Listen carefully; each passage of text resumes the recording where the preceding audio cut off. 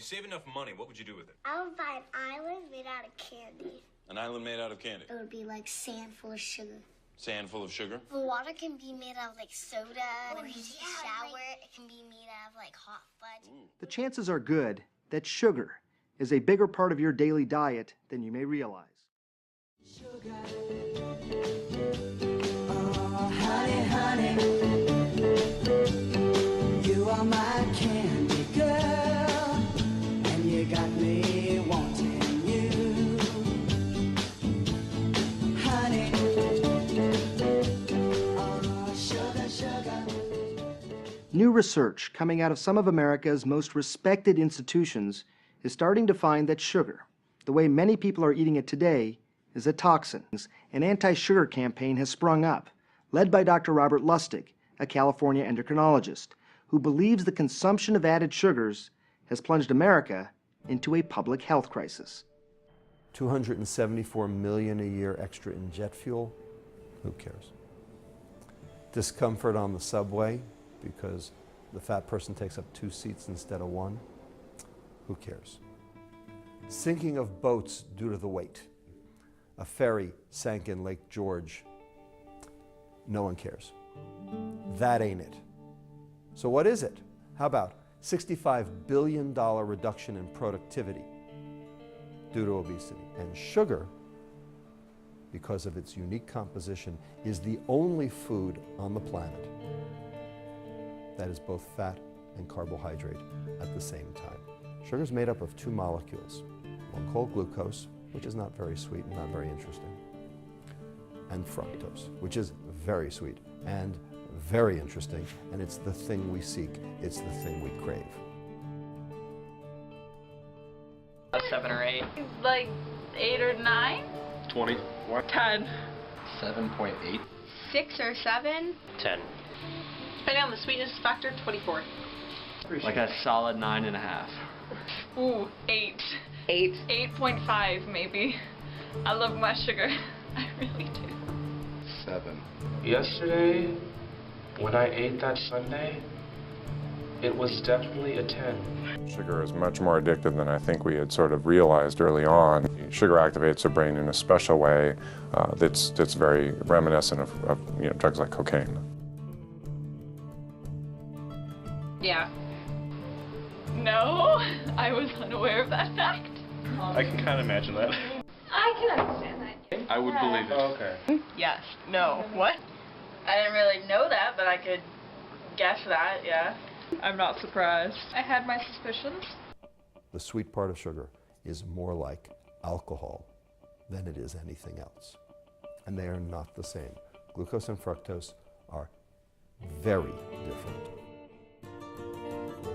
So make me spaz out like no other. That's about it. Probably not good things. Not specifically, but I know that it's really unhealthy and it affects your blood sugar and all that jazz. I do not. Not good things. You get a sugar rush? I can hypothesize. And you're going to eat that? Mm-hmm. Not specifically, but I know that it's not good. They cause diabetes. They cause increased fat.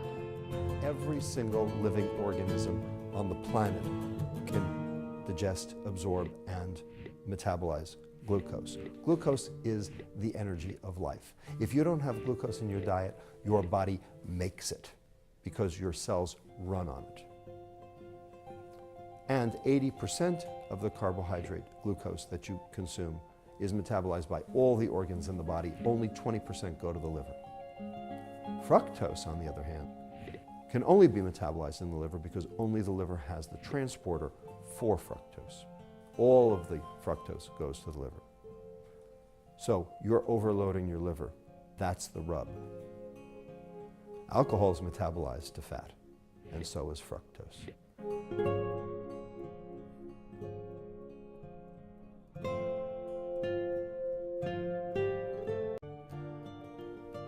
And if you look at the diseases of alcohol and the diseases of sugar and obesity, they are the same.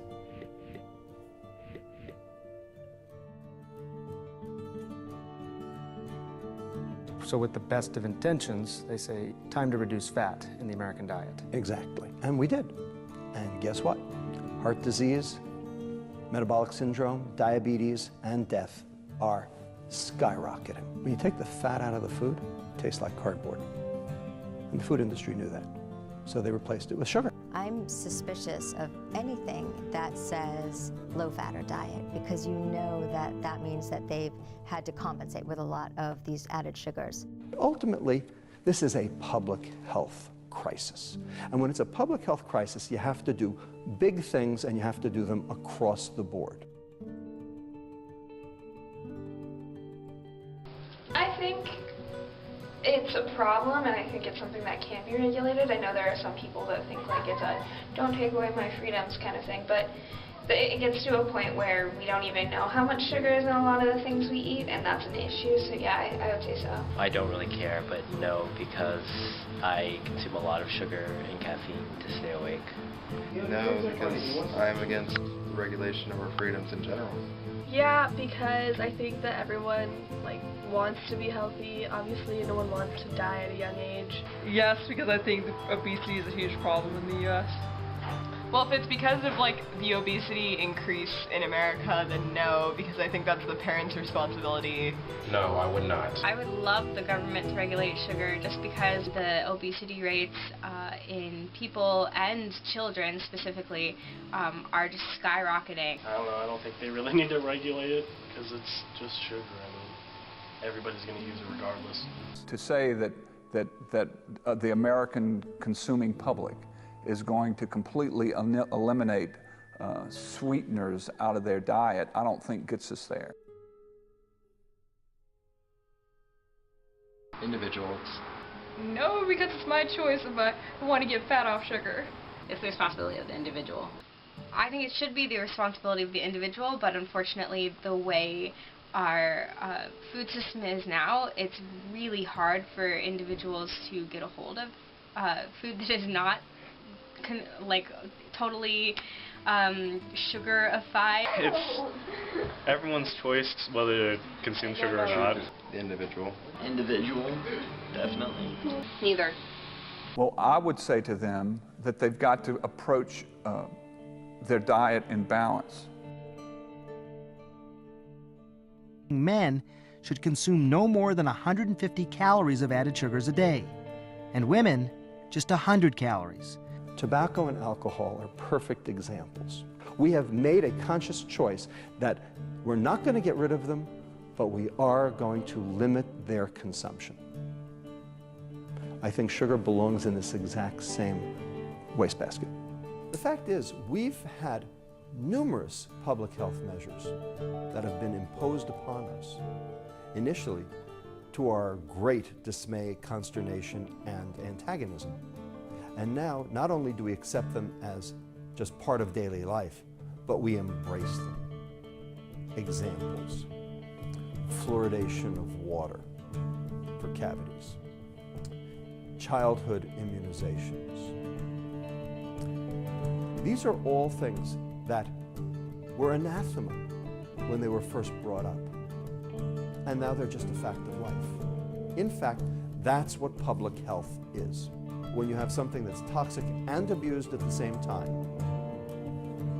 Nicotine, ethanol, cocaine, amphetamine, heroin, morphine, cannabis. That's when regulation has to kick in. And for sugar, which does all of these things, it's both toxic and abused. It's unavoidable, and it has negative impact on society. For sugar, we have nothing.